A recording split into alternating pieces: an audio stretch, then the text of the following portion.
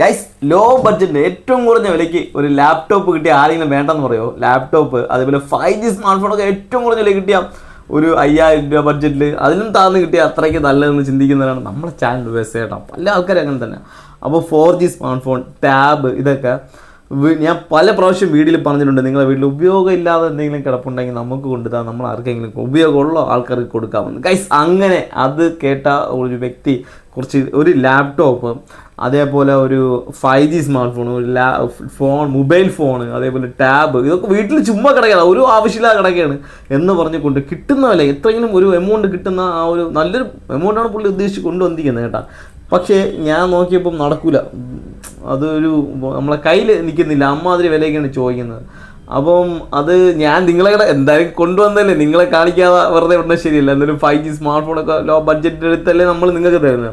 പക്ഷെ ഇത് നമ്മുടെ കയ്യിൽ നിൽക്കാത്തൊരു വിലയായതുകൊണ്ടാണ്. പുള്ളി ഉപയോഗം ഇല്ലെങ്കിലും പുള്ളിക്ക് പൈസ ആയിട്ട് ഉപയോഗപ്പെടണ്ടേ, ആ രീതിയിലാണ് കൊണ്ടുവന്നിരിക്കുന്നത്. എല്ലാം നല്ല വിലയുള്ള സാധനങ്ങളൊക്കെയാണ്. അപ്പോൾ നമുക്കൊന്ന് കണ്ടു നോക്ക്, നിങ്ങൾക്ക് ഉപകാരപ്പെടുമോ എന്ന് ചോദിച്ചാൽ നിങ്ങൾക്ക് ചിലപ്പോൾ ഉപകാരപ്പെട്ടെന്ന് വരാം. പക്ഷേ വില ഞാൻ പറയില്ലേ, ഏറ്റവും കുറഞ്ഞ വിലയ്ക്ക് നമ്മളെടുക്കുമ്പോൾ അതിൻ്റേതായ കുറവുണ്ടാവും. അപ്പോൾ ആ കൊണ്ടുവന്ന സാധനങ്ങൾക്കും ഒരുപാട് കുറവുകളുണ്ട്. പഴയ സാധനങ്ങളാണ്, എന്നാലും പുതിയതുമുണ്ട്, പഴയതുണ്ട്, എന്നാലും ഒരുപാട് കുറവുകളൊക്കെ ഉണ്ട്. അപ്പോൾ നമ്മൾ ആ ഒരു വിലയെ ഇടുള്ളൂ. അപ്പം അത് കൊണ്ടുവന്ന ആൾക്ക് ഇഷ്ടപ്പെട്ടില്ലെങ്കിൽ എന്ത് ചെയ്യാൻ പറ്റും? തിരിച്ചു കൊണ്ടുപോകും. നിങ്ങൾ കണ്ടു നോക്ക്, നിങ്ങൾക്ക് ആവശ്യമുണ്ടെങ്കിൽ മാത്രം ഞാനൊരു കോൺടാക്ട് ചെയ്ത് നോക്ക്. നമ്പർ അറിയാമല്ലോ, ഡിസ്ക്രിപ്ഷൻ ബോക്സിലുണ്ട്. ജസ്റ്റ് ഒന്ന് വിളിച്ച് നോക്ക്, ആവശ്യമുണ്ടെങ്കിൽ മാത്രം ഒന്ന് വിളിച്ച് നോക്ക്. ഞാൻ എടുക്കുമെന്ന് തോന്നുന്നില്ല. നിങ്ങളുടെ അവസ്ഥ എന്താണെന്ന് എനിക്ക് അറിഞ്ഞൂടാ. ആവശ്യമുണ്ടെങ്കിൽ വിളി. നെക്സ്റ്റ് കണ്ടു നോക്കാം, ജസ്റ്റ് കണ്ടു നോക്കുന്നില്ല, കുഴപ്പമൊന്നുമില്ലല്ലോ, നമുക്ക് കണ്ടു നോക്കാം. ഓക്കെ, നമുക്ക് നോക്കി നോക്കാം, വിലയൊക്കെ എങ്ങനെയാണെന്ന് നോക്കിയിട്ട് പോവാം. ഈ കാണുന്ന സാധനങ്ങളെല്ലാം ഒരാൾ കൊണ്ടുവന്നതാണ് കേട്ടോ. പുള്ളി ഒരു വിദേശിയാണ് ആൾ, പക്ഷെ മലയാളിയാണ്. അദ്ദേഹം വിദേശത്ത് നിന്ന് കൊണ്ടുവന്ന കുറച്ച് സാധനങ്ങളാണ് കേട്ടോ. ഈ ഐപാഡ് എന്നല്ല, ഒരു ചൈന ടാബാണ് സാധനം. വളരെ വിലയൊന്നുമല്ല, ഒരു 3000 രൂപ റേഞ്ചിലൊക്കെ നമുക്ക് നമ്മുടെ ഇന്ത്യൻ മാർക്കറ്റിൽ പല മാർക്കറ്റിൽ നിന്നും വാങ്ങാൻ പറ്റുന്ന ഒരു ചൈന സാധനമാണത്. പക്ഷേ അവിടുത്തെ ബ്രാൻഡഡ് സാധനമാണ്. ഇതിൻ്റെ സോഫ്റ്റ്വെയർ ഒക്കെയാണ് ഞാൻ പറയുന്നത്. ഈ ഈ മൊബൈലും അങ്ങനെ തന്നെയാണ് കേട്ടോ. ഇവിടുത്തെ പഴയ ചൈന സാധനം ഇല്ലേ, ലോക്കൽ ചൈന സാധനം, ആ ഒരു ക്വാളിറ്റി മാത്രമേ ഇതിന് ഈ ഫോണിനും ഇതിനെ കാണിക്കുന്നത്. ഇതൊക്കെ അവിടുത്തെ ചാർജറാണ് കേട്ടോ. ഈ ഫോണിൻ്റെ കൂടെ കിട്ടിയ ചാർജറാണ് ഇതൊക്കെ. പിന്നെ ഉള്ളതിൽ ഏറ്റവും ബെസ്റ്റ് ആയിട്ടുള്ളത് സാംസങ്ങിൻ്റെ സാധനമാണ്. S23+ ആണ് സാധനം. കൊള്ളാം. 256 സ്റ്റോറേജ്, 8GB റാം എല്ലാം ഉള്ള ഇതും സാധനം. ഇത് വന്നിട്ട് അമേരിക്കൻ സോഫ്റ്റ്വെയർ, അമേരിക്കയിൽ നിന്ന് വാങ്ങിയതാണ്. അപ്പം ഇവിടുത്തെ സിം ഇട്ട് നമുക്ക് ഉപയോഗിക്കാൻ പറ്റത്തില്ല. ഇവിടുത്തെ സിം ഇടുമ്പോഴത്തേക്കും ലോക്കൊക്കെ കാണിക്കുന്നു.